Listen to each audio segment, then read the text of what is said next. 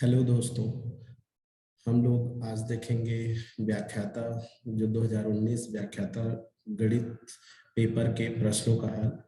Part 1 और part 2 में हम लोग 15 क्वेश्चन के हल देख चुके हैं। आज हम लोग देखेंगे 16 से लेकर के 20 तक के प्रश्नों का हल देखेंगे। तो चलिए शुरू करते हैं। 16वां प्रश्न। 16वां प्रश्न क्या है, देखिए। 16वां प्रश्न है, यदि ए सदिश बी सदिश सी सदिश डी सदिश इकाई सदिश इस प्रकार है कि ए क्रॉस ए सदिश क्रॉस बी सदिश डॉट सी क्रॉस डी सदिश का मान 1 है और ए डॉट सी बराबर 1/2 है, तब हम लोगों को देखना है कि ए बी सी समतलीय नहीं है, बी डी समांतर नहीं है, बी सी डी समतलीय नहीं है, ए डी समांतर ए डी समांतर है और बी सी समांतर है। तो इसको हम लोगों को चेक करना है। तो सबसे पहले देख लेते हैं, इसमें दिया क्या है। ए बी सी डी जो है वो इकाई सदिश है। इकाई सदिश का मतलब क्या होता है? इकाई सदिश का मतलब होता है उसका मापांक जो होगा वो 1 होगा। तो जैसे ए सदिश का मापांक वो हम लोग ए भी लिख सकते हैं, तो ए का मान क्या होगा? 1 होगा। उसी प्रकार से बी का मान क्या होगा? 1 होगा। सी का मान क्या होगा? 1 होगा। और डी का मान क्या होगा? 1 होगा। ठीक है। और इसमें क्या क्या चीज दिया है? इसमें दिया है और दिया है ए डॉट सी का मान 1/2 है। तो यहाँ पर हम लोग इसका मान निकाल लेते हैं पहले। तो यहाँ पर निकाल लेते हैं ए सदिश डॉट सी सदिश बराबर कितना दिया है? 1/2। ठीक है। तो इसमें से हम लोग इसका सदिश हटा देते हैं। तो सदिश हटाएंगे तो क्या लिखेंगे? ए सी कॉस थीटा लिखेंगे। ए सी क्या हो जाएगा? कॉस थीटा बराबर क्या हो जाएगा? 1/2। अब यहाँ से ए और सी का मान तो 1 है, तो इसका मान 1 हो गया, इसका मान 1 हो गया। कॉस थीटा बराबर हो गया 1/2। तो कुल मिला के ये आ गया कॉस थीटा बराबर 1/2। तो थीटा का मान क्या हो जाएगा? कितने का मान 1/2 होता है? तो ये होता है 60 अंश का। तो इसको हम लोग लिख सकते हैं π/3। तो कुल मिला के यहाँ पर ये आया ए और सी के बीच का कोण कितना है? इसके जो बीच का कोण है वो थीटा आ गया हमारे पास π/3 आ गया। ठीक है, एक तो हमको पता चल गया। अब इसके बाद हम लोग देखते हैं नेक्स्ट जो दिया है a cross b dot c cross d का मान 1 दिया है। तो चलिए इसको हम लोग देख लेते हैं। तो यहाँ पर हम लोग एक एक करके इसको देख लेते हैं, है ना। तो यहाँ पर ये हो जाएगा ए क्रॉस बी, इसको हल करते हैं।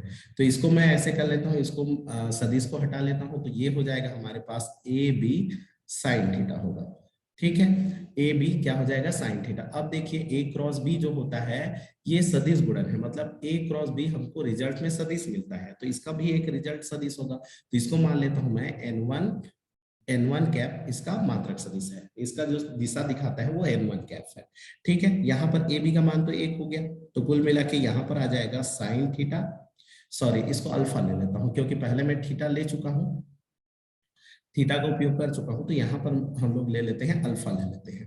तो यहाँ पर हो जाएगा अल्फा, तो ये हो जाएगा साइन अल्फा n1 कैफ, ये आ गया इसका मान। उसी प्रकार से सी सदिश क्रॉस डी सदिश को देख लेते हैं। तो सी सदिश क्रॉस डी सदिश का मान क्या हो जाएगा? इसको भी हटाएंगे तो ये हो जाएगा सी डी और ये हो जाएगा साइन बीटा ले लेते हैं। और इसका भी दिशा के लिए एक सदिश लगाना पड़ेगा। तो यहाँ पर ले लेता हूं मैं n2 का कैफ। ठीक है, n2 कैप, यहाँ पर CD का मान भी 1 हो गया। तो यहाँ पर आ जाएगा साइन बीटा और ये आ जाएगा n2 सदिश n2 का कैप, ये हो जाएगा लंब मात्रक सदिश लेते हैं। ठीक है, तो ये तो दोनों का मान आ गया। अब हम लोग इसको हल कर लेते हैं। तो यहाँ पर मान रख लेते हैं। तो हमारे पास दिया क्या है? ये दिया है a सदिश क्रॉस b सदिश डॉट c सदिश क्रॉस d सदिश। ठीक है, इसका मान 1 दिया है। तो यहां पर अगर मैं इसका मान रख दूं तो यहां पर हो जाएगा हमारे पास साइन अल्फा साइन बीटा और सदिश सदिश को ले लेते हैं। तो ये हो जाएगा n1 कैफ डॉट n2 कैफ। ठीक है, इसका मान क्या हो गया? 1। अब इसमें से देखो n1 कैप और n2 कैप का मान भी हम लोग ले लेते हैं। ठीक है, यहां पर हम लोग क्या कर देते हैं, n1 कैप और n2 कैप को भी एक कोण ले लेते हैं। यहाँ पर मान कितना है? 1 दिया है। ठीक है, तो यहाँ पर n1 कैप और n2 कैप के बीच का कोण मान लेते हैं गामा है। तो यहाँ पर हो जाएगा हमारे पास साइन अल्फा साइन बीटा और ये हो जाएगा साइन गामा। ठीक है, और ये हो जाएगा, ये हट जाएगा ना, क्योंकि इसका मापांक जो होता है वो एक होता है ना। कैप जो होता है उसको लंब मात्रक इसको मात्रक सदिश बोलते हैं, है ना। तो मात्रक सदिश का मापांक जो होता है वो हमेशा एक होता है। तो ये हो जाएगा n2 का कैप, तो इसका मापांक भी क्या हो जाएगा, एक। तो इसको लेने की जरूरत नहीं है। तो ये हो जाएगा sine alpha sign beta sine gamma, इसका मान कितना हो जाएगा, एक हो जाएगा। तो फाइनली हमारे पास ये आ गया, देखिए साइन अल्फा, नहीं यहाँ पर साइन नहीं लेना है, कॉस लेना है, सॉरी, यहाँ पर डॉट प्रोडक्ट है, और डॉट प्रोडक्ट में क्या लेते हैं, कॉस लेते हैं। ठीक है, जैसे हमारे पास क्या होता है, ए क्रॉस बी है, अगर इसका सदिश हटाएंगे तो ये हो जाएगा ए बी साइन थीटा होगा। ठीक है, और इसका दिशा बना, दिशा ये चूंकि सदिश है, ए क्रॉस बी भी रिजल्ट में एक सदिश आता है, तो इसका दिशा होता है। तो दिशा के लिए हम लोग लेते हैं एन, लेते हैं एन का कैप लेते हैं। और इसी प्रकार से अगर ए डॉट बी है सदिश में, तो इसको हम लोग लेंगे ए बी कॉस थीटा लेते हैं, और ये अदिश ही होता है, ये अदिश ही होता है। इस कारण से इसमें से कोई सदिश इसका दिशा बताने के लिए कोई अन्य राशि का उपयोग नहीं किया जाता। तो ये हो जाएगा ए बी कॉस थीटा होगा। तो यहाँ पर ये जो होगा साइन नहीं होगा, ये कॉस होगा। ठीक है, यहाँ पर मैं जो साइन लिखा हूँ ये गलत लिखा हूँ, यहाँ पर हो जाएगा कॉस। तो यहाँ पर हम लोग ले लेते हैं, ये हो जाएगा हमारे पास क्या हो गया, कॉस गामा। ठीक है, अब देखिए फाइनली हमारे पास ये आया sine alpha sign beta cos gamma का मान एक। अब देखिए इसका मान एक कब होगा, तो इसका मान एक कब होगा, जब इन सब का मैक्सिमम मान होगा। अब देखिए साइन थीटा का मैक्सिमम मान क्या होता है, एक होता है। इसका मैक्सिमम मान क्या होता है, एक होता है। इसका मान मैक्सिमम क्या होता है, एक होता है। जब ये तीनों का मान एक एक होगा तभी ही इसका मान एक होगा। ठीक है, अब देखिए साइन अल्फा का मान एक होगा, तो हमारे पास इसका मान एक लेंगे तो अल्फा का मान क्या आ गया, 90 आ गया। ठीक है, उसी प्रकार से बीटा के भाग भी क्या आ जाएगा, 90 आ जाएगा। अब देखिए कॉस गामा का मान एक होगा, तो कॉस कितने अंश का मान एक होता है, तो 0 का होता है, तो ये हो जाएगा 0 अंश। तो कुल मिला के ये आया, अल्फा का मान 90 होगा, बीटा का मान 90 होगा, और गामा का मान क्या हो जाएगा, 0 होगा। अब देखिए अल्फा किसके किसके बीच का कोण है, अल्फा जो है वो ए सदिश और बी सदिश के बीच का कोण है। ठीक है, तो अल्फा जो है ए और बी के बीच का कोण है, इसका मतलब लंबवत है, मतलब ए सदिश जो है वो लंब है क्या के, बी सदिश के। एक चीज पता चल गया। उसी प्रकार से बीटा किसके बीच का कोण है, तो बीटा जो है वो सी और डी के बीच का कोण है। तो सी सदिश और डी सदिश जो होंगे ये भी लंबवत होंगे।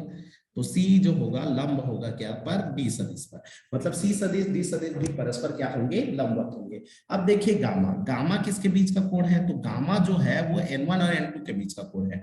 n1 n2 का कहने का मतलब क्या है, ये जो है a क्रॉस बी का जो दिशा है उसको हम लोग क्या माने हैं, n1 माने हैं। ठीक है, और C क्रॉस D जो है उसका जो दिशा है, रिजल्ट दिशा, उसको हम लोग N2 माने हैं। तो इन दोनों के बीच का कोण है A क्रॉस B और C क्रॉस D के बीच का कोण, तो ये कितना है, 0 है। 0 है कहने का मतलब क्या हुआ कि A सदिश क्रॉस B सदिश जो है वो समांतर होगा आपका C सदिश क्रॉस D सदिश के। ठीक है, इसमें क्या हो जाएगा, ये दोनों क्या होंगे, समांतर होंगे। तो यहां पर हमको एक चीज पता चला, ए और बी जो होंगे लंब होंगे, सी और डी जो होगा वो लंब होगा, और ए क्रॉस बी जो होगा वो सी क्रॉस डी के क्या होगा, समांतर होगा। ठीक है, अब समांतर के लिए हमारे पास एक कंडीशन होता है, आप इसको बिल्कुल याद रखिएगा। समांतर का क्या कंडीशन होता है कि अगर ए सदिश और बी सदिश जो है वो समांतर है, तो इसको हम लोग ऐसे ले सकते हैं। पहला कंडीशन ये लेते हैं कि दोनों का क्रॉस प्रोडक्ट, क्रॉस गुणा जीरो सदिश आ जाता है।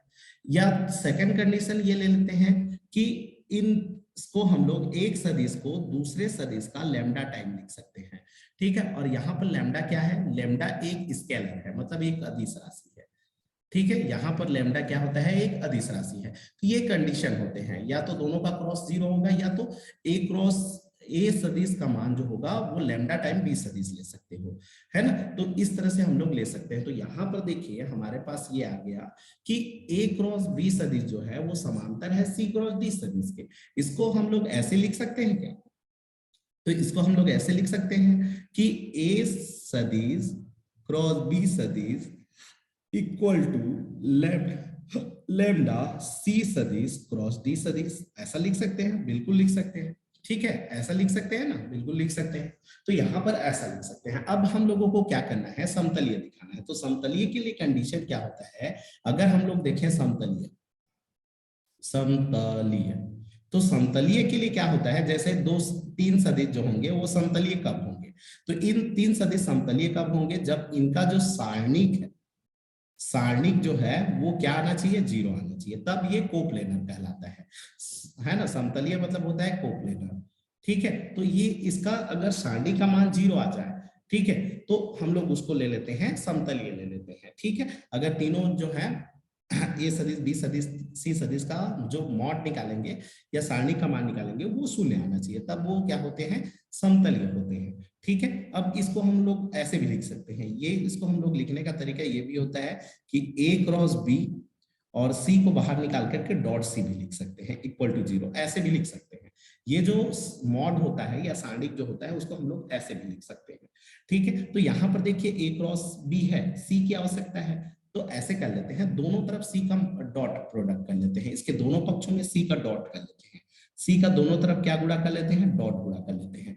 तो डॉट गुणा करेंगे अगर दोनों तरफ, तो ये हमारे पास क्या हो जाएगा, ए क्रॉस बी डॉट क्या होगा, सी हो जाएगा, equal to lambda C cross D dot क्या हो जाएगा, सी हो जाएगा, ठीक है। अब इसको हम लोग सारणिक लिख सकते हैं, बिल्कुल लिख सकते हैं, ए सदिश बी सदिश सी सदिश, ये आपका बड़े ब्रैकेट में लिख सकते हैं। अब ये इसको भी हम लोग सारणिक लिख सकते हैं, ये हो जाएगा सी सदिश डी सदिश और ये क्या हो जाएगा, सी सदिश हो जाएगा, ठीक है। अब इसमें से एक गुण होता है सारणिक का, सारणिक में एक गुण होता है कि अगर हमारे पास दो सेम हो, ऐसे ए है बी है और फिर से ए ले लो, तो इसका मान जो होता है वो 0 हो जाता है, इसका मान क्या हो जाता है, 0 हो जाता है। इसमें से अगर दो सेम है, ठीक है, मतलब इसमें क्या होता है, इसको हम लोग पंक्ति के रूप में सजाते हैं, तो दो पंक्ति सेम हो जाता है, इस कारण से इसका मान 0 हो जाता है सारणिक के गुण से।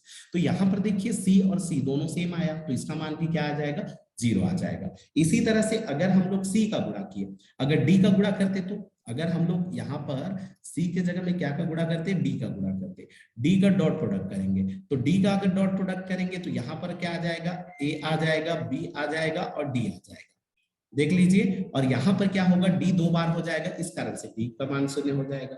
तो देखिए यहाँ पर हमारे पास ये पता चला कि ए सदिश बी सदिश सी सदिश का मान 0 आया, ए सदिश बी सदिश और डी सदिश का मान भी 0 आया। इसका मतलब ये हुआ कि ये समतलीय है, इसका मतलब क्या हुआ कि ये जो होंगे समतलीय हैं, है ना। तो ए बी सी जो हम ए बी सी जो है वो कोप्लेनर है, कोप्लेनर है, ठीक है, कोप्लेनर है। उसी प्रकार से ए बी डी भी कोप्लेनर है, कोप्लेनर है। तो इसका मतलब ये हुआ कि हम लोग ये बोल सकते हैं कि ए बी सी डी ये भी क्या होंगे, कोप्लेनर होंगे, कोप्लेनर होंगे, ठीक है। क्योंकि देखिए ए बी सी समतलीय है, ए बी और डी भी समतलीय है, इसका मतलब बी भी सी भी उसी में आता है। कोप्लेनर मतलब समतलीय, समतलीय का मतलब होता है एक ही तल में स्थित होना, तो ये हो जाएगा, ये क्या होंगे, समतलीय होंगे, ठीक है। अब तो इसमें से ऑप्शन को चेक कर लेते हैं कि कौन कौन सा इसमें से नहीं हो सकता। तो एक तो यहाँ पर बोला है ए बी सी समतलीय नहीं है, ये तो गलत है, समतलीय है, इस कारण से ये ऑप्शन हमारा गलत हो गया, ठीक है। बी डी के समांतर नहीं है, इसको चेक करते हैं बाद में। अभी देखिए बी सी डी समतलीय नहीं है, तो ये भी गलत हो गया। अभी मैं बताया ए बी सी डी ये सभी समतलीय है, इसका मतलब बी सी डी भी तो समतल में ही स्थित है, तो इसका मतलब ये भी क्या होगा, गलत हो जाएगा, हमारे पास समतलीय नहीं है बोला है, जबकि ये समतलीय है। तो हम लोग चेक करते हैं, इसके बारे में चेक कर लेते हैं, बी डी समांतर नहीं है। तो यहाँ पर हम लोग एक चीज देखते हैं, यहाँ पर आपको एक पता होगा, यहाँ पर अभी हम लोग देखें कि ए और सी के बीच का कोण क्या है, ए सदिश और सी सदिश के बीच का कोण क्या है, तो ये आपका आया था π/3 आया था, ठीक है। ए और सी के बीच का कोण क्या आया था, π/3 आया था। और हम लोग ये देखे कि ए बी सी डी जो है वो समतल, और देखे थे कि ए और बी जो है वो लंब है, ठीक है, और सी और डी भी जो लंब है, सी और डी भी क्या है, परस्पर लंब है, मतलब इन दोनों के बीच का कोण 90 अंश है, इन दोनों के बीच का कोण 90 अंश है, ठीक है। तो ये कब हो सकता है, ये कब होगा, तो इस स्थिति में हम लोग ऐसे बोल सकते हैं कि जैसे मान लो ये ए सदिश है, ठीक है, और ये मान लेते हैं बी सदिश है, ये मान लेते हैं क्या है, बी सदिश है, ठीक है, एक ही तल में है मान लेते हैं, ये परस्पर लंब है। अब इसमें से ये एक बोला है कि ए और सी के बीच का कोण 90 अंश है, तो यहां पर हम लोग ले लिए एक सी सदिश ले, ठीक है। इन दोनों के बीच का कोण कितना है, π/3 है, हमको दिया है, और सी पर एक लंब है डी सदिश, सी पर एक लंब है, कौन सा सदिश लंब है, डी सदिश, तो ये मान लेते हैं ये ऐसा है डी सदिश, ठीक है। अब देखिए ए और सी के बीच का कोण क्या आया, पाई/3 आया। तो बी और डी के बीच का कोण भी क्या आएगा, पाई/3 ही तो आएगा, क्योंकि ये भी तो लंब है और ये भी इस पर लंब है, तो ये वाला कोण भी क्या होगा, पाई/3 होगा। मतलब बी और डी के बीच का कोण कितना आ जाएगा, तो बी और डी का जो बीच का कोण होगा वो भी आपका क्या हो जाएगा, पाई/3 हो जाएगा। तो इसमें से ऑप्शन बी जो होगा वो हमारा सही हो जाएगा, क्योंकि बी और इसमें बोला है बी डी समांतर नहीं है। ठीक है, तो इसमें बोला है बी डी समांतर नहीं है और ये सही बोला है, मतलब समांतर नहीं है। ठीक है, समांतर थोड़ी है, उनके बीच का कोण कितना आया, बी और डी के बीच का कोण कितना आया, बी और डी के बीच का कोण आया पाई/3, मतलब वो समांतर नहीं है। तो ये हमारा ऑप्शन जो होगा वो सही हो जाएगा। ठीक है, ये थोड़ा कंफ्यूजन सवाल था, देख लीजिएगा थोड़ा सा। ठीक है, अगला क्वेश्चन हम लोग देखते हैं 17वां क्वेश्चन। 17वां क्वेश्चन क्या है 17वां क्वेश्चन, माना कि आर वास्तविक रेखा है और आर क्रॉस आर में समतल में समुच्चय लेते हैं। इसमें से एस एक दिया है और इसमें से दिया है इन दोनों के बीच में क्या एक दिया है y बराबर जो है x धन 1 और x का जो मान है वो 0 से 2 के बीच में है और t एक समुच्चय दिया है जिसमें दिया है x माइनस वाई जो है एक पूर्णांक है। अब इसमें से हमको चेक करना है कि r और s, आर पर मतलब ये रियल लाइन पर ना, एस और टी जो है एक तुल्यता संबंध नहीं है ना, एस और टी दोनों तुल्यता संबंध हैं, एस तुल्यता संबंध है, टी नहीं है, और टी तुल्यता संबंध है, एस नहीं है। अब देखिए तुल्यता संबंध का मतलब क्या होता है। ठीक है, तुल्यता संबंध कब दर्शाते हैं, तो तुल्यता संबंध के लिए हमारे पास कंडीशन होता है ना, तुल्यता संबंध के लिए 3 कंडीशन फॉलो होना चाहिए। पहला ये होना चाहिए कि वह स्वतुल्य होना चाहिए, स्वतुल्य होना चाहिए। दूसरा ये है कि वो सममित होना चाहिए। ठीक है, और तीसरा ये है कि वो संक्रमण होना चाहिए। अगर ये तीनों कंडीशन को कोई रिलेशन फॉलो करता है, स्वतुल्य भी हो, सममित भी हो और संक्रमक भी हो, तो उसको हम लोग बोलते हैं तुल्यता संबंध दर्शाता है। ठीक है, स्वतुल्य कहने का मतलब क्या होता है ना, ए और बी में जो रिलेशन है वही रिलेशन ए और ए में होना चाहिए। ठीक है, सममित का मतलब क्या होता है, ए और बी में जो रिलेशन है वही रिलेशन बी और ए में होना चाहिए, उसको उल्टा कर देंगे तो भी वही रिलेशन होना चाहिए। संक्रमक का मतलब क्या होता है कि ए और बी में जो रिलेशन है तथा इसके साथ में एक और कंडीशन है, बी और सी में वही रिलेशन है, जो ए और बी में रिलेशन वही रिलेशन बी और सी में है, तो उस कंडीशन में ए और सी में भी वही रिलेशन होना चाहिए, फर्स्ट और लास्ट में भी वही रिलेशन होना चाहिए, तब उसको हम लोग बोलते हैं संक्रमक बोलते हैं। या फिर हम लोग अगर इसको एक समुच्चय के रूप में देखें तो समुच्चय के रूप में ऐसा होता है, कहने का मतलब स्वतुल्य कब होता है, जब डबलेट होता है, मतलब आर में जो है वो ए कॉमा ए बिलोंग करना चाहिए। ठीक है, और सममित का मतलब क्या होता है, यदि आर में ए कॉमा बी बिलोंग कर रहा है तो उस कंडीशन में आर में बी कॉमा ए भी बिलोंग करना चाहिए, मतलब उल्टा पुल्टा होना चाहिए, जैसे 1 2 है तो 2 1 भी होना चाहिए।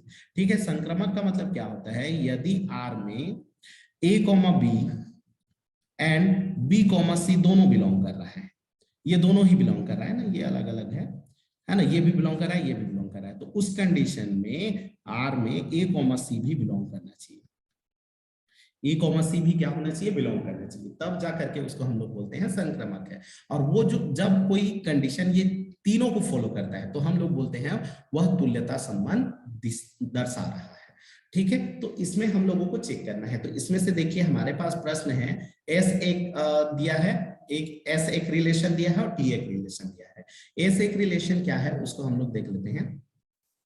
हमारे पास एस एक रिलेशन ऐसा है कि इसमें ऐसा दिया है y बराबर x प्लस 1 है और x का जो मान है वो 0 से बड़ा है और 2 से छोटा है, मतलब 0 और 2 के बीच में है। ठीक है, तो सबसे पहले तो इसमें से हम लोग स्वतुल्य चेक करते हैं। स्वतुल्य चेक करने के लिए क्या करते हैं, डबलेट होना चाहिए, मतलब x और y सेम सेम होना चाहिए। तो यहाँ पर अगर हम लोग x y सेम सेम ले लें, मतलब x x ले लें, तो ये रिलेशन सही है कि नहीं उसको देख लेते हैं। तो x की जगह में x होगा, y की जगह में भी x होगा, तो यहाँ पर x x ये 1, तो x x तो कट गया, ये तो कोई संबंध ही नहीं है, तो कुल मिला के ये तो स्वतुल्य नहीं है, ये स्वतुल्य s जो है वो स्वतुल्य नहीं है। अगर ये स्वतुल्य नहीं है, ठीक है, तो बाकी को चेक करने की जरूरत ही नहीं है, बाकी को चेक करने की जरूरत ही नहीं है, मतलब s जो है वो आपका तुल्यता संबंध नहीं दर्शाता, क्योंकि एक भी गलत हो गया मतलब वो तुल्यता संबंध नहीं होगा, तो ये तुल्यता संबंध नहीं होगा, तुल्यता संबंध नहीं दर्शाएगा, ठीक है, इस तुल्यता संबंध नहीं होगा। अब हम लोग बात करते हैं सेकंड के बारे में। तो सेकंड क्या है, सेकंड हमारे पास ये बोला है कि x है ना, t एक रिलेशन है और इसमें बोला है कि x माइनस वाई जो है ये एक पूर्णांक है, x माइनस वाई एक क्या है, पूर्णांक है। तो सबसे पहले हम लोग स्वतुल्य चेक करते हैं। तो स्वतुल्य के लिए क्या होता है, x, x के लिए चेक करेंगे, ठीक है। तो x, x के लिए, तो यहां पर हम लोग x, x मतलब x और दोनों x के जगह में x लेना है, y के जगह में x लेना है। तो चलिए तो ले लेते हैं ये रिलेशन को। तो यहां पर ले लेंगे x माइनस एक्स, तो ये क्या हो जाएगा हमारे पास, जीरो। बताइए जीरो पूर्णांक है कि नहीं है, बिल्कुल है। तो यह एक क्या है, पूर्णांक है, मतलब ये स्वतुल्य रिलेशन है, स्वतुल्य रिलेशन दर्शाता है, ठीक है। तो पहला तो हमारे पास सही हो गया। सेकंड चेक कर लेते हैं, है ना, सम्मित चेक करते हैं, सम्मित, ठीक है। तो सम्मित चेक करते हैं, तो यहां पर क्या हो जाएगा, देखिए यहां पर बोला है x माइनस वाई जो है वो हमको एक पूर्णांक देता है, मान लेते हैं इंटीजर है। तो क्या इसका माइनस कर दूंगा, माइनस का दोनों तरफ गुणा कर दो, तो यहां पर हो जाएगा x minus Y, Y minus X हो जाएगा बराबर माइनस आई। तो क्या आई अगर पूर्णांक है तो क्या माइनस आई भी पूर्णांक होता है, तो होता है, ठीक है। या फिर आप लोग ना ऐसे कीजिए, कोई संख्या लेकर के चेक कर लीजिए। जैसे हम लोग ले लीजिए कोई भी एक दो संख्या ले लीजिए, कोई भी दो संख्या ले लीजिए, जैसे मैं ले लिया 2 और 1 ले लिया। तो 2 और 1 ले लूं तो 2 माइनस 1 क्या होगा, 1 के बराबर होगा, एक पूर्णांक है, बिल्कुल ये पूर्णांक है, ठीक है। अब इसका उल्टा कर लो, 1 माइनस 2 करेंगे तो क्या आएगा, ऋण 1 आएगा। अब बताइए ऋण 1 पूर्णांक है, तो बिल्कुल है। तो इसका मतलब क्या है कि ये जो है ये सममित रिलेशन भी दर्शाता है। या फिर यहां से हम लोग देख सकते हैं कि x माइनस वाई जो है वो अगर इंटीजर है तो उसका माइनस दोनों तरफ गुणा कर दीजिए, तो y माइनस एक्स क्या इंटीजर है, तो बिल्कुल है ना। आई अगर इंटीजर है तो उसमें माइनस का गुणा कर देंगे तो भी इंटीजर होता है। जैसे 5 अगर पूर्णांक है तो उसमें ऋण का गुणा कर दो, ऋण 5 वो भी पूर्णांक है। 7 अगर पूर्णांक है तो उसमें ऋण का गुणा कर दो, ऋण 7 भी पूर्णांक है।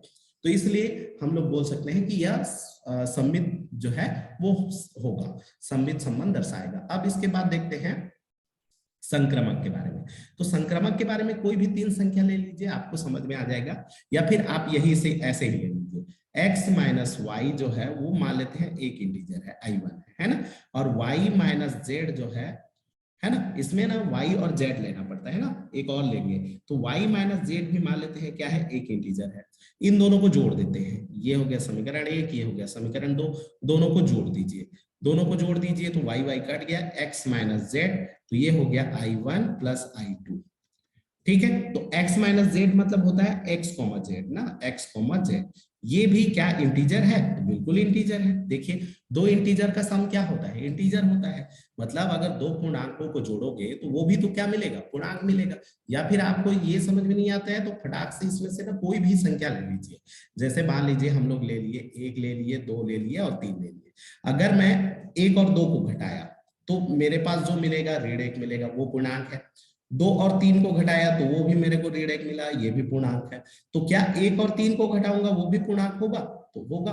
देखिए ये ऋण 2 मिलेगा, ये भी पूर्णांक है, ठीक है, ये भी क्या है, पूर्णांक है। तो इसका मतलब क्या है कि ये जो है, ठीक है, ये जो है वो सम्मित भी है, मतलब नहीं संक्रमक भी है। ये क्या है, संक्रमक के लिए चेक है ना, ये क्या के लिए चेक कर रहे हैं, संक्रमक के लिए, ठीक है। इसका मतलब ये जो टी हुआ हमारे पास क्या आया, टी जो हुआ है ना, टी जो हुआ वो आपका तुल्यता संबंध दर्शाता है। टी जो संबंध है वो तुल्यता दर्शा रहा है और एस जो है वो नहीं है, ठीक है। तो इसमें हमारा कौन सा ऑप्शन सही हो जाएगा उसको देख लेते हैं। तो ये हमारे पास हो जाएगा एस तुल्यता संबंध दर्शाता है, टी नहीं है, ये तो गलत हो जाएगा, है ना। आर एस एवं टी दोनों तुल्यता संबंध, ये भी गलत हो जाएगा, दोनों नहीं ये भी गलत हो जाएगा। तो टी एक तुल्यता संबंध है, एस नहीं है, तो डी ऑप्शन हमारा क्या हो जाएगा, वो सही हो जाएगा, ठीक है। चलिए अगला क्वेश्चन देखते हैं हम लोग, 18वां क्वेश्चन। 18वां क्वेश्चन फिर से एक सदिश का है। इसमें बोला है कि ए सदिश, बी सदिश, सी सदिश अशून्य सदिश है, मतलब ये शून्य सदिश नहीं है ना। और इसमें से दिया है मापांक a cross b dot c का पूरे का मान इक्वल टू a सदिश का मान, b सदिश का मान, c सदिश का मान सत्य है यदि और केवल यदि। इसके लिए कब सत्य होगा उसको हमको देखना है। a डॉट b बराबर 0, b डॉट c बराबर 0, b डॉट c का मान 0, c डॉट a का मान 0, c डॉट ए का मान 0, ए डॉट बी का मान 0, या तो ए डॉट बी का मान, बी डॉट सी का मान और सी डॉट ए का मान, इन तीनों का मान 0 है। ठीक है, तो इसमें से हम लोग चेक कर लेते हैं। तो इसमें से हम लोग देख लेते हैं हमको दिया क्या है, उसी से ही स्टार्ट करेंगे। ठीक है, हमारे पास ये दिया है कि मापांक दिया है ए सदिश क्रॉस बी सदिश डॉट सी सदिश का मॉड इक्वल टू क्या दिया है, ए सदिश का मॉड, बी सदिश का मॉड, सी सदिश का मॉड। ठीक है, सिंगल सिंगल जो मॉड है उसको खाली ए भी लिख सकते हैं हम लोग, जैसे ये सदिश है इसका मॉड लगाएंगे तो इसको हम लोग ए भी लिखते हैं ना, हल करने के लिए तौर पर ऐसे लिख सकते हैं। हाँ, तो चलिए इधर को हम लोग हल करते हैं। सबसे पहले तो इन दोनों को हल कर लेते हैं। ठीक है, ए क्रॉस बी सदिश दिया है, ए सदिश क्रॉस बी सदिश, तो इसको मैं ऐसे कर लेता हूँ। इसमें से ए क्रॉस बी सदिश को पहले हल कर लेता हूँ। तो इसको अगर मैं हल करूंगा तो इसको ऐसे लिख लेता हूँ, ए बी साइन थीटा, तो अल्फा ले लेता हूं, इन दोनों के बीच का कोण क्या ले लेता हूं, अल्फा। अब देखिए ये एक सदिश है ना, सदिश राशि है, तो यहाँ पर दिशा बताने के लिए होगा तो एक लंब मात्रक सदिश लेते हैं। तो ये हो गया n1 का कैप ले लो, n1 का क्या ले लिए, कैप ले लिए। ठीक है, अब यहाँ पर ये आ गया। अब इसमें इसका मान रख देता हूं, तो यहाँ पर हमारे पास हो जाएगा ए बी, ठीक है, और साइन अल्फा n1 कैफ डॉट सी सदिश। ठीक है, इक्वल टू दिया है A B C, A B C गुणा में है। ठीक है, ऐसे लिख सकते हैं आप। उसका सदिश हटा करके, मापांक है तो सदिश हटा करके लिख सकते हैं। अब इसमें से इसको फिर से देखते हैं, तो यहाँ पर देखिए, यहाँ पर दो फिर सदिश राशि आ गया, ये कैफ, ये भी एक सदिश है, ये भी सदिश है, इसको भी सदिश हटाते हैं। तो यहाँ पर आ जाएगा ए बी साइन अल्फा, और इसका सदिश हटाए तो एन सी, क्या लेना पड़ेगा, कॉस, क्योंकि डॉट प्रोडक्ट है ना, डॉट प्रोडक्ट में कॉस लेते हैं और सदिश लिखने की कोई जरूरत नहीं है। ये हो गया इक्वल टू क्या आ गया, ए बी सी आ गया। अब इसको हटा दीजिए तो यहाँ पर हो जाएगा ए बी के लिए बी अलग अलग कर सकते हैं, सदिश हट गया तो मॉड सब गुणा है तो अलग अलग लिख सकते हैं इसमें से। अब इसमें से सी, और यहाँ पर एन होगा तो एन जो होगा उसका माड तो एक होता है, तो एन को लिखने की जरूरत नहीं है। यहाँ पर आ जाएगा हमारे पास साइन अल्फा कॉस बीटा बराबर क्या आ गया, ए बी सी आ गया। ठीक है, अब यहाँ पर देखिए ए बी सी तीनों कट गया। ठीक है, ये सेम इसके पहले जो क्वेश्चन एक सॉल्व किए उसके जैसा ही है। ठीक है, तो यहाँ पर हमारे पास फाइनली क्या आया, sine alpha cos beta equal to 1 आया। अब देखो मैं अभी बताया था कि ये एक मैक्सिमम राशि होता है साइन कॉस का, तो इसका मैक्सिमम लेना पड़ेगा, इसका मैक्सिमम, तो इसका जो मैक्सिमम होता है वो 1 होता है, इसका जो मैक्सिमम होता है वो भी 1 होता है, इसका मैक्सिमम भी क्या होता है, 1 होता है, तो 1 ले लीजिए। तो साइन कितने अंश का मान 1 होता है, 90, तो यहाँ पर अल्फा का मान क्या आ गया, π/2 आ गया। बीटा का मान, कॉस कितने अंश का मान 1 होता है, तो 0, तो ये आ गया, बीटा का मान क्या हो जाएगा, 0 आ जाएगा। तो यहाँ पर हमारे पास एक चीज आया, एक चीज हमारे पास ये आया कि ए और ए, अल्फा किसके किसके बीच का कोण है, तो अल्फा ए और बी के बीच का कोण है, ए सदिश और बी सदिश के बीच का कोण अल्फा लिए हो। इसका मतलब ये हुआ कि ए सदिश जो है बी सदिश के क्या है, लंब है। और लंब का हम लोग जानते हैं, जब भी दो सदिश लंब होते हैं तो हमारे पास एक कंडीशन होता है, उन दोनों का जो डॉट गुणा होता है वो 0 होता है, उन दोनों का डॉट गुणा क्या होता है, 0 होता है। तो हमारे पास एक तो आ गया कि ए डॉट बी का मान क्या होगा, 0 होगा। अब बात करते हैं अगला, ये तो हो गया साइन अल्फा से। अब बीटा से देखते हैं, तो बीटा जो है वो कितना है, 1 आया, मतलब 0 आया। अब 0 का मतलब क्या होता है, समांतर होता है। अब देखिए बीटा किसके किसके बीच का कोण है, तो बीटा जो है वो एन और सी के बीच का कोण है। एन का मतलब होता है ए क्रॉस बी, एन का मतलब क्या है, ए क्रॉस बी, एन किसके बीच का कोण है, ए क्रॉस बी। ठीक है, और सी, तो ए क्रॉस बी और सी, ये जो दोनों होंगे, है ना, ए क्रॉस बी, और ये जो दोनों होंगे ये दोनों समांतर होंगे। ठीक है, ये दोनों क्या होंगे, समांतर होंगे। तो समांतर के लिए हम लोग ऐसे लिख सकते हैं, ठीक है, कि ए क्रॉस बी समांतर है वो सी सदिश के। अब देखिए, अभी मैं आप लोगों को एक कंडीशन बताया था कि अगर दो सदिश समांतर होते हैं तो उसको हम लोग लैम्डा टाइम लिख सकते हैं दूसरे सदिश का, दूसरे सदिश का लैम्डा टाइम लिख सकते हैं। अब ये हो गया। अब इसमें से ऐसे कीजिए, ये आ गया, या तो इसको इसके इक्वल लिख सकते हैं या तो इसके इक्वल लिख सकते हैं। ठीक है, अब इसमें से ऐसे कीजिए, इन दोनों पक्षों में ए का गुणा कर दीजिए, ए का गुणा कर दीजिए। ठीक है, ए का डॉट कर दीजिए, दोनों पक्षों में क्या कर देंगे, ए का डॉट कर देंगे, ए का डॉट गुणा कर दीजिए। ठीक है, तो अगर मैं ए का डॉट गुणा करूंगा तो ये हो जाएगा ए क्रॉस बी, ठीक है, dot A equal to lambda C dot A. तो कुल मिला के अभी मैं बताया था अगर दो चीज सेम हो जाए तो उसका मान शून्य हो जाता है, तो ये तो शून्य हो गया, ये हो गया लैम्डा सी डॉट ए का मान शून्य। इस लैम्डा तो अदिश राशि है, इधर ले आइए तो सी डॉट ए का मान क्या हो जाएगा, शून्य। तो सी डॉट ए भी क्या आ गया, शून्य आया। उसी तरह से अगर मैं ए का डॉट गुणा किया, अगर बी का डॉट गुणा करता, तो अगर मैं यहाँ पर ए की जगह में किसका गुणा करता, बी का डॉट गुणा करता, बी का डॉट गुणा करता, तो अगर बी का डॉट गुणा करता तो यहाँ पर भी ये बी का करोगे तो भी जीरो आएगा, तो इधर तो जीरो आ गया, यहाँ पर क्या आ जाएगा, लैम्डा सी डॉट बी। तो कुल मिला के ये आया। डॉट में क्या होता है, उल्टा भी लिख सकते हो ना, सी डॉट बी को बी डॉट सी भी लिख सकते हो, ठीक है। तो ये आ गया, तो हमारे पास ये आया कि ए डॉट बी का मान भी जीरो होगा, बी डॉट सी का मान भी जीरो होगा और सी डॉट ए का मान भी जीरो होगा। तो यहाँ पर हमारा जो ऑप्शन है, ऑप्शन डी हमारा क्या हो जाएगा, सही हो जाएगा कि a dot b, b dot c, c dot a, इन सब का मान किसके बराबर हो जाएगा, जीरो के बराबर हो जाएगा। ठीक है, चलिए अगला क्वेश्चन देखते हैं। अगला क्वेश्चन देखिए 19वां। 19वां क्वेश्चन क्या है, यदि किसी गुणोत्तर श्रेणी पीवा श्रेणी का पीवा क्यूवा आरवा पद घन संख्या ए बी सी हो तो सदिश ए स्क्वायर आई प्लस लॉग बी का स्क्वायर जे प्लस लॉग सी का स्क्वायर के तथा Q minus are I R minus P J plus P minus Q के मध्य के बीच का कोण होगा। अब इसमें से देखिए ये एक सीरीज टाइप का है, ठीक है, और सीरीज टाइप का जब भी रहे ना तो उसमें तो हमेशा डॉट गुणा जीरो आता है। तो इसको अगर हम लोग देखें तो यहाँ पर एक गलती दिख रहा है, ये क्वेश्चन ना गलत दिया है। क्वेश्चन में क्या गलती दिख रहा है, यहाँ पर देखिए लॉग बी का वर्ग है, लॉग सी का वर्ग है, लेकिन यहाँ पर लॉग ए का वर्ग नहीं है, ठीक है, लॉग ए का वर्ग नहीं है। अगर ये लॉग होता ना तब जाकर के ये बन जाएगा, लेकिन अगर इसमें लॉग नहीं है तो उस कंडीशन में नहीं बनेगा। और अगर नहीं बनेगा मतलब इसमें से जो ऑप्शन डी होगा वो सही होगा, इनमें से कोई नहीं सही होगा। लेकिन चूंकि इसका जो मॉडल आंसर आया था उसमें से π/2 को सही दिया गया है। अगर हम लोग बात करें उस समय जो मॉडल आंसर आया है, ठीक है, तो मॉडल आंसर में जो है वो π/2 सही दिया है, ठीक है। इसमें से किसको सही दिया गया है, π/2 को, ठीक है। अगर π/2 सही है इसका मतलब ये होगा कि ये लॉग होगा, ठीक है। तो अगर मैं इसको लॉग लूं और बनाऊं तो ये बन जाएगा।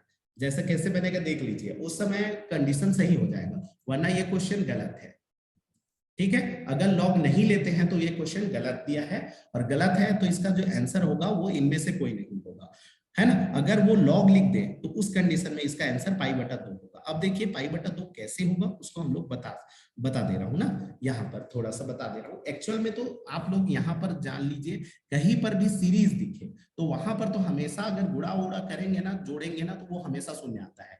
यहाँ देखिए Q minus R, R minus P, देखिए क्यू के बाद आर आया, आर के बाद पी आया, फिर आर के बाद पी आया, पी के बाद क्यू आया। उसी प्रकार से ए का वर्ग है, बी का वर्ग है, सी का वर्ग है।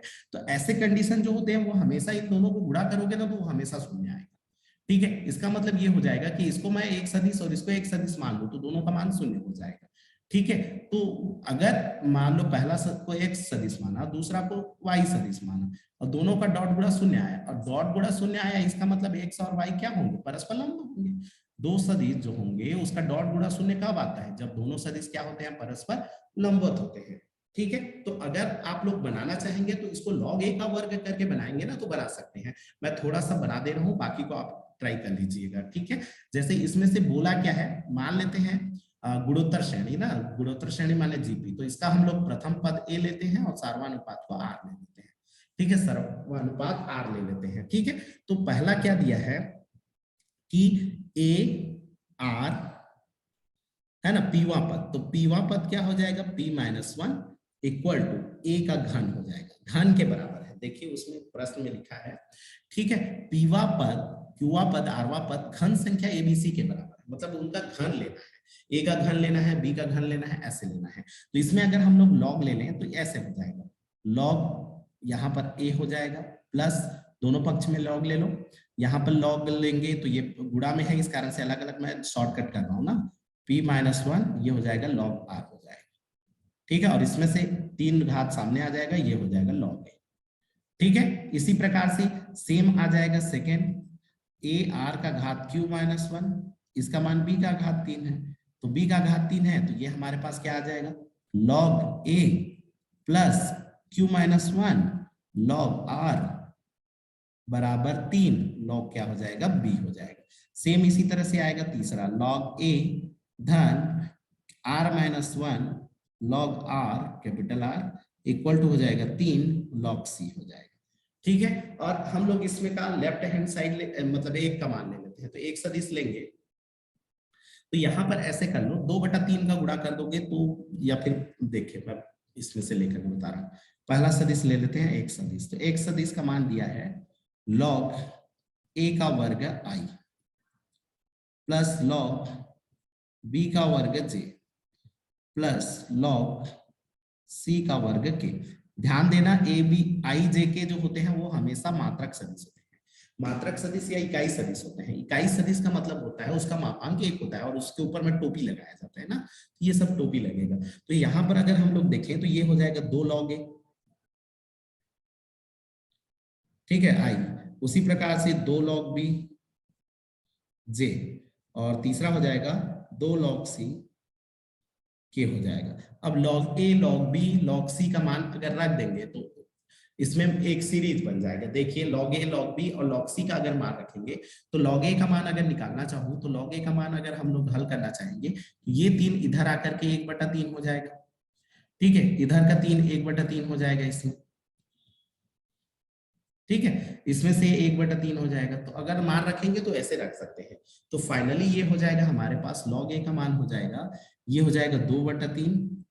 ठीक है, और यहां पर आ जाएगा log a plus p minus 1 log r, और ये हो जाएगा i। उसी प्रकार से सेकेंड हो जाएगा 2/3 log a plus q minus 1 log r, ये हो जाएगा j, प्लस सेम हो जाएगा 2/3 log a plus r minus 1 log r, ये हो जाएगा k। ठीक है, तो ये आ गया x का मान। उसी प्रकार से y का मान, तो y का मान चूंकि दिया है, देखिए y का मान दिया है ऐसे सीरीज में है q minus are I r minus P J p minus Q के। तो जब भी ऐसे सीरीज में रहे ना तो उसको अगर आप लोग डॉट गुणा कर लीजिए, क्योंकि बीच का कोण निकालना है तो दोनों का तो डॉट गुणा करना चाहिए, है ना। तो इसको हम लोग ऐसे कर लेते हैं, इतने को y मान लीजिए, ये जो सेकंड दिख रहा है ना इतना को y सदिश मान लीजिए। ठीक है, और दोनों का डॉट गुणा कीजिएगा। डॉट गुणा मतलब i को i के साथ, j को j के साथ, k को k के साथ। मैं फाइनली बोल रहा हूं आपका जो आंसर है वो 0 आ जाएगा। ठीक है, हल करोगे तो 0 आ जाएगा। वरना ऐसे प्रश्न जब भी दिखे आपको सीरीज में दिखे, जैसे देखिए यहाँ पर क्या बोला है p माइनस 1 है ना, q माइनस 1 है, r माइनस 1 है, और सब क्रम दिख रहा है, क्रम से है। उसी प्रकार से सेकेंड वाला भी क्रम से है, तो इसका गुणा करोगे तो हमेशा वो सब कटने वाले हैं, और कटेगा मतलब वो शून्य आएगा, और शून्य आया मतलब ये दोनों क्या होंगे, परस्पर लंब होंगे। इसका मतलब क्या हो जाएगा, ये जो होगा x सदिश जो होगा y सदिश के क्या होगा, लंब होगा। तो कोण क्या हो जाएगा, π/2 सही होगा। लेकिन π/2 तब सही होगा जब प्रश्न सही दिया हो। अगर ये log होगा तब कंडीशन में ना, इसमें से तो पहले ही पता चल रहा है, देखिए log b का वर्ग log c का वर्ग, जबकि ये थोड़ा अधूरा टाइप का दिख रहा है। अगर ये अधूरा है मतलब ये कंटिन्यू सीरीज नहीं बन रहा है, और सीरीज नहीं बन रहा है तो ऐसे प्रश्नों को थोड़ा सा ध्यान दे दीजिएगा। कहीं भी जब भी प्रश्न आते हैं और अगर वो सीरीज में रहते हैं तो उसको देख लीजिए, इसमें टाइम बर्बाद है। ऐसे प्रश्न पूरा टाइम बर्बाद है, इसको आप हल करेंगे तो भी ना ऐसे प्रश्न को तो स्किप कर देना चाहिए, है ना, क्योंकि ये बहुत टाइम लेने वाले हैं। तो अगर हम लोग इसको सही प्रश्न मानेंगे तो ऑप्शन डी सही होगा, और अगर मैं इसको सुधार के लॉग करूंगा तो उस कंडीशन में π/2 सही होगा। ठीक है, ये हो गया। अब देखते हैं आज का लास्ट क्वेश्चन, देखते हैं अंतिम क्वेश्चन है 20वां प्रश्न। देखते हैं ये पार्ट ए का, जो पार्ट ए में 20 प्रश्न होते हैं उसका अंतिम प्रश्न है। ठीक है, नेक्स्ट लेक्चर में पार्ट बी को डिस्कस करेंगे जिसमें 20 क्वेश्चन होते हैं, तो अलग अलग पार्ट पे वो भी वीडियो बनाएंगे। तो इसमें से सबसे पहले हम लोग इसको देख लेते हैं। ये भी थोड़ा कठिन क्वेश्चन है ना। इसमें बोला है अल्फा एन, जिसमें से दिया है 2 + √3 का पावर n ज्ञात कीजिए, limit n approach to infinity alpha n minus महत्तम फलन अल्फा n, है ना। इसमें से ये जो बड़ा कोष्टक दिया है ये महत्तम फलन को दर्शाता है, महत्तम फलन के बारे में मैं आप लोगों को बहुत बार बता चुका हूँ। ठीक है, अब यहाँ पर alpha n minus alpha n ये क्या चीज है? तो यहां पर मैं आप लोगों को एक चीज और फलन के बारे में बता रहा हूं, वो होता है fractional part of function. Fractional part of function. Fractional part of function क्या होता है? ठीक है, फ्रैक्शनल पार्ट ऑफ फंक्शन जो होता है उसको हम लोग ऐसे दर्शाते हैं। ठीक है, सर्पिलाकार कोष्टक में दर्शाते हैं, मतलब भिन्नात्मक फलन, इसको बोलते हैं भिन्नात्मक फलन। और भिन्नात्मक फलन जो होता है वो हम लोग इस तरह से दर्शाते हैं सर्पिलाकार कोष्टक में। और इसका मतलब क्या होता है? तो इसका मतलब होता है जैसे सर्पिलाकार कोष्टक में अगर कोई फलन दिया है तो उसको हम लोग ऐसे भी लिखते हैं, x माइनस महत्तम पूर्णांक फलन x भी लिखते हैं। ठीक है, महत्तम पूर्णांक फलन x भी लिखते हैं। तो कुल मिला के ये हमको ये जो दिया है ये फ्रैक्शनल पार्ट ऑफ फंक्शन के बारे में। देखिए यहां पर दिया है अल्फा एन माइनस महत्तम फलन अल्फा एन दिया है, तो इसको हम लोग क्या ऐसे लिख सकते हैं, limit N approach to infinity, और यहां पर ऐसे अल्फा एन लिख सकते हैं। महत्तम पूर्ण मतलब ये इसको फ्रैक्शनल पार्ट ऑफ फंक्शन लिख सकते हैं, भिन्नात्मक फलन के रूप में लिख सकते हैं। ठीक है, अब भिन्नात्मक फलन क्या होता है इसके बारे में थोड़ा सा मैं आप लोगों को जानकारी दे देता हूँ, फिर इसके बाद इस क्वेश्चन पर चलेंगे। ये भी थोड़ा सा कठिन क्वेश्चन है, अगर आप इसको एक बार नहीं देखे हैं तो नहीं बना पाएंगे। ठीक है, तो इसमें से भिन्नात्मक फलन होता क्या है इसके बारे में देखते हैं। ठीक है, फ्रैक्शनल पार्ट ऑफ फंक्शन। तो फ्रैक्शनल पार्ट ऑफ फंक्शन क्या होता है? फ्रैक्शनल पार्ट ऑफ फंक्शन मतलब क्या होता है, जैसे आप महत्तम पूर्णांक फलन देखें, महत्तम पूर्णांक फलन जैसे यहाँ पर होता है 2.3 लिखा है, तो इसमें से केवल 2 को लेते हैं, ये 2 महत्तम पूर्णांक होता है। उसी प्रकार से माइनस में अगर हो तो, माइनस में हो तो उसके आगे को लिया जाता है, -3 हो जाता है। ठीक है, उसी प्रकार से फ्रैक्शनल पार्ट ऑफ फंक्शन क्या होता है, संख्या के रूप में आप जल्दी समझेंगे। ठीक है, जैसे हमारे पास मान लिखा है 1.3 लिखा है, तो 1.3 लिखा है, तो इसका फ्रैक्शनल पार्ट कौन है? फ्रैक्शनल मतलब जो दशमलव वाला है ये, तो इसका जो मान होगा वो 0.3 होगा। इसका जो मान होगा ये 0.3 है, इसी को बताता है। जैसे, लेकिन ध्यान रहे कि नेगेटिव में ये भी चेंज हो जाता है। ठीक है, जैसे हमारे पास लिखा है 3.73 लिखा है, तो इसका फ्रैक्शनल पार्ट कितना होगा? 0.73। 0 क्या हो जाएगा? 73 हो जाएगा। ठीक है, लेकिन अगर यही चीज नेगेटिव में है तो माइनस मान लो दिया है 1.3, ठीक है, -1.3 लिखा है, तो इसको कभी भी आप लोग 0.3 मत लिख देना, ये गलत है। तो इसका सही क्या होगा? इसका सही होगा 0.7। इसका सही क्या होगा? 0.7 होगा। अब ये 0.7 मैं कैसे पता किया और कैसे निकाल लिया? तो इसमें से देखिए जब भी माइनस होता है ना, ये माइनस होता है, ये जो पॉइंट है इसको आपको 1 में सब्ट्रैक्ट करना है। 1 में सब्ट्रैक्ट करना है, 1 माइनस 0.3 मतलब ये आ जाएगा 0.7, ये हो जाएगा आपका। ठीक है, ये आपका महत्तम पूर्णांक फलन होगा जब माइनस लिखा हो। तो माइनस लिखा हो तो उस कंडीशन में आपको जब जो भी पॉइंट के बाद दिखे उसको हमेशा 1 से सब्ट्रैक्ट करेंगे। अच्छा, इसमें 1 लिखा है तो 1 से नहीं, कोई भी नंबर लिखा हो, जैसे -3.37 भी लिखा है, ठीक है, तो इसका अगर हम लोग फ्रैक्शनल पार्ट निकालेंगे तो 1 माइनस 0.37 होगा, है ना। और सॉल्व करेंगे तो जो भी आएगा ये 1.00 लिख सकते हैं और 0.37 लिख सकते हैं, तो इसको सब्ट्रैक्ट करेंगे तो ये हो जाएगा 3, ये हो जाएगा 9 में 6, तो 0.63 इसका फ्रैक्शनल पार्ट हो जाएगा। फ्रैक्शनल पार्ट मतलब उसके दशमलव वाले भाग को बोलते हैं। ठीक है, कहने का मतलब वो जो दशमलव वाला भाग होता है उतने ही को हम लोग फ्रैक्शनल पार्ट ऑफ फंक्शन बोलते हैं।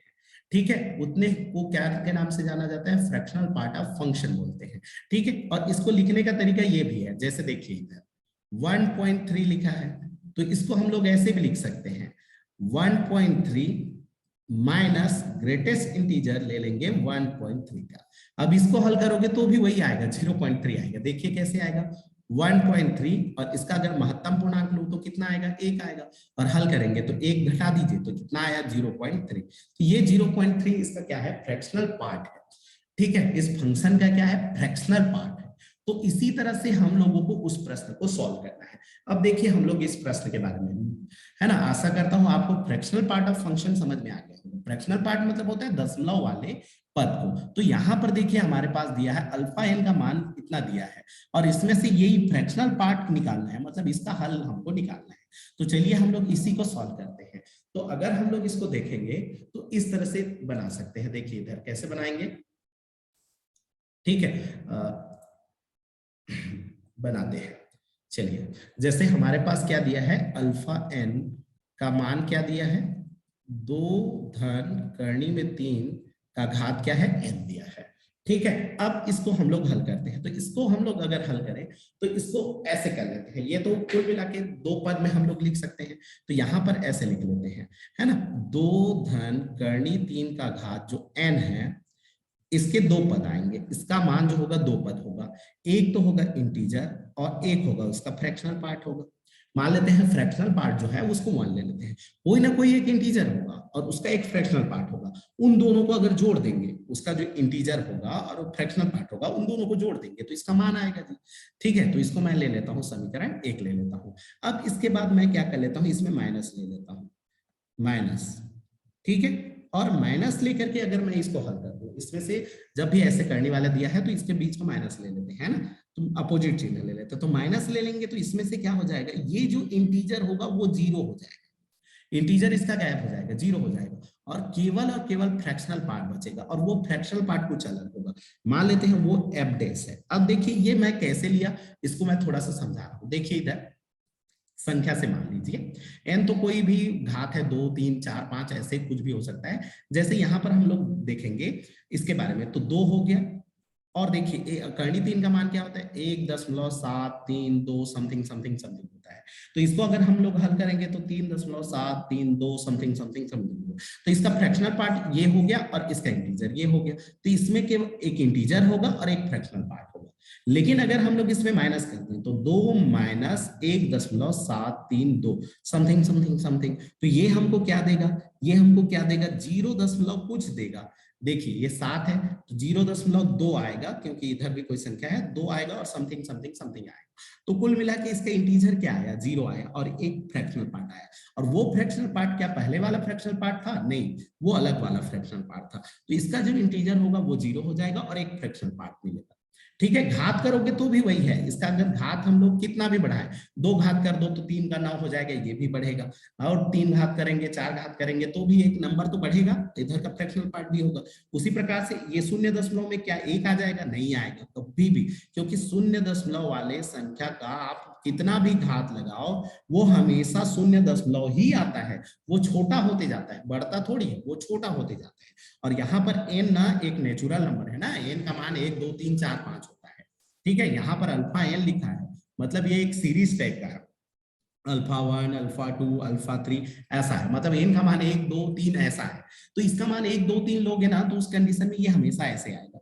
तो मेरे ख्याल से ये दोनों आपको समझ में आया होगा कि इसको मैं i प्लस एफ कैसे लिया और इसको मैं 0 प्लस एफ डैश कैसे लिया। तो इसका कुछ फ्रैक्शनल पार्ट होगा, लेकिन इसका जो इंटीजर होगा वो 0 हो जाएगा, इसका इंटीजर क्या हो जाएगा, 0। अब क्या करते हैं हम दोनों, इन दोनों को जोड़ देते हैं।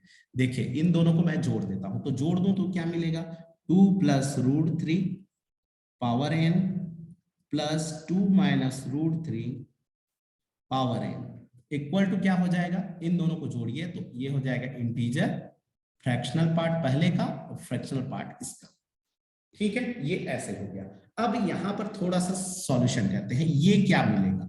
तो मैं आप लोगों को यहाँ पर एक चीज बता रहा हूं, जैसे कि हम लोग इसमें आप लोग ना द्विपद प्रमेय का सूत्र लगा करके भी बना सकते हैं, वरना आपको मैं शॉर्ट बता रहा हूँ ना 1 2 लेकर के। जैसे मैं अगर n का मान 1 यहाँ पर देखिए, अगर मैं यहाँ पर n का मान को 1 ले लेता हूँ, ठीक है, तो n का मान 1 ले लेंगे तो ये हमको क्या मिलेगा, 2 plus root 3 plus 2 minus root 3, तो कुल मिला के ये कट गया और ये आया 4। 4 क्या है, एक इंटीजर है, कुल मिला के एक इंटीजर आया। अगर मैं n का मान 2 ले लूं तो 2 ले लूं तो क्या हो जाएगा, ये इसका वर्ग हो जाएगा, इसका वर्ग हो जाएगा। ठीक है, तो यहाँ पर हमारे पास अगर 2 ले लेंगे तो 2 ले लेंगे तो हमारे पास क्या हो जाएगा, 2 धन रूट 3 का वर्ग धन 2 रीड रूट 3 का वर्ग। ठीक है, तो इसको हल करोगे तो ये ऐसा आएगा, a का वर्ग धन b का वर्ग, सेम सेम तो है, a और b मान लो, है ना, धन 2ab होगा। इसको हल करोगे तो a का वर्ग धन b का वर्ग ऋण 2ab हो जाएगा। तो कुल मिला के ये दोनों कट जाएंगे और वर्ग करोगे तो कुल मिला के ऐसा आएगा, 4 धन 3, ये तो खत्म, और ये भी आ जाएगा 4 धन 3, तो कुल मिला के आ जाएगा 14। और 14 भी क्या होता है, एक इंटीजर होता है। उसी प्रकार से n का मान आप 3 ले लो वो भी आपको इंटीजर ही मिलेगा। n का मान 4 ले लो, वो भी आपको क्या मिलेगा, इंटीजर मिलेगा।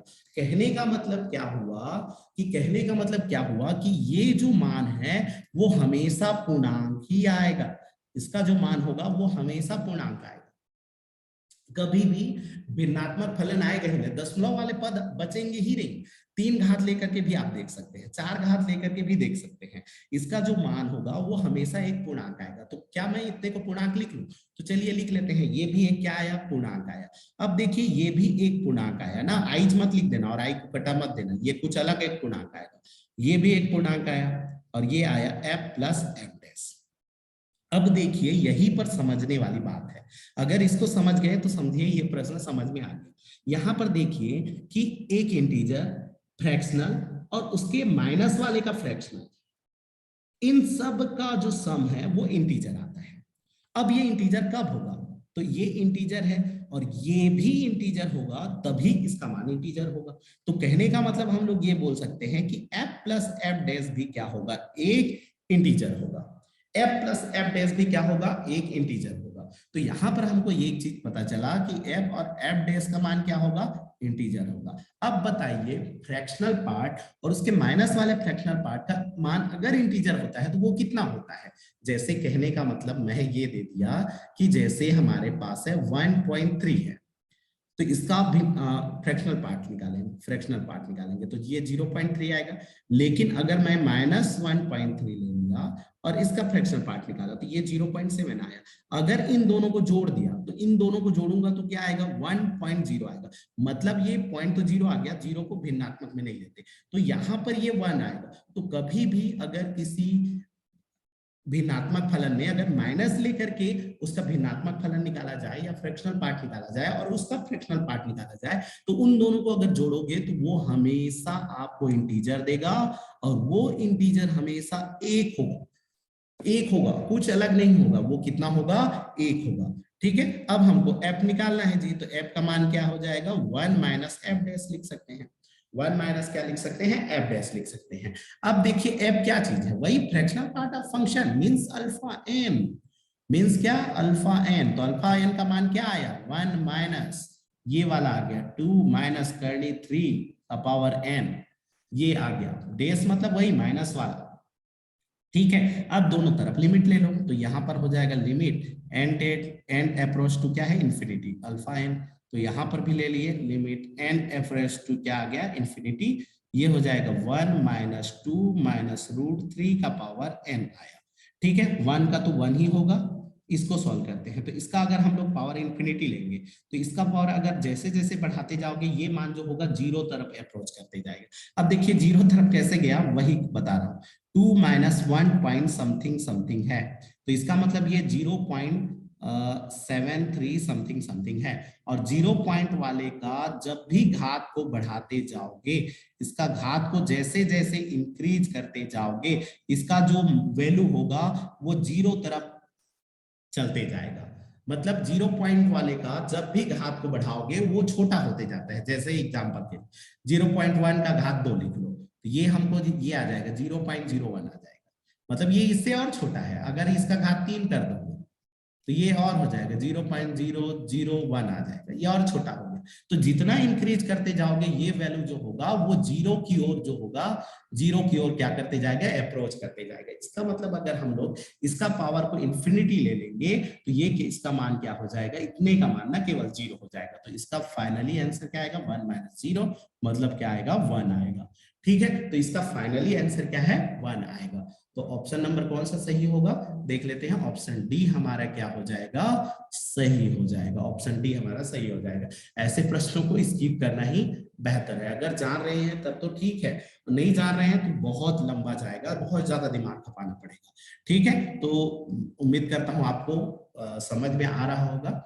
चलिए ठीक है, तो आज का क्लास को यहीं पर क्लोज करते हैं, बाकी को नेक्स्ट पार्ट में हम लोग देखेंगे। ठीक है, धन्यवाद दोस्तों।